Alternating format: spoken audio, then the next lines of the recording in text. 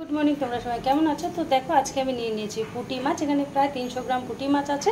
আজকে আমি পুঁটি মাছ রান্না করব বেগুন আলু পেঁয়াজ দিয়ে। তো এখানে গ্যাসে কড়াই বসিয়ে দিয়েছি, তাতে তেল দিয়ে দিচ্ছি। তেল গরম হয়ে আসছে, এবার মাছগুলো ভেজে নেব। দেখো মাছ দিয়ে দিয়েছি কড়াইয়ে, মাছগুলো লাল করে একটু করে ভেজে ফেলবো।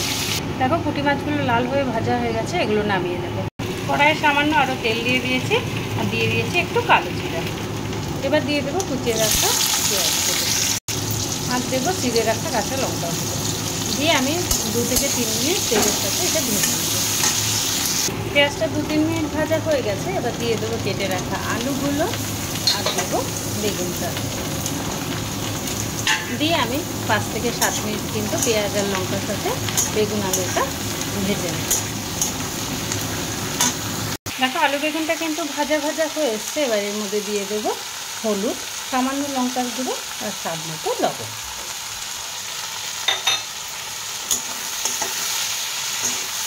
দিয়ে আমি 2 থেকে 3 মিনিট এটা ভাজা ভাজা করে দেবো। নুন হলুদ দিয়ে লঙ্কার গুঁড়ো দিয়ে কষানো হয়ে গেছে। এবার দিয়ে দেবো এর মধ্যে সামান্য জল, খুব বেশি জলের দরকার নেই, সামান্য জল দিয়ে দিলাম।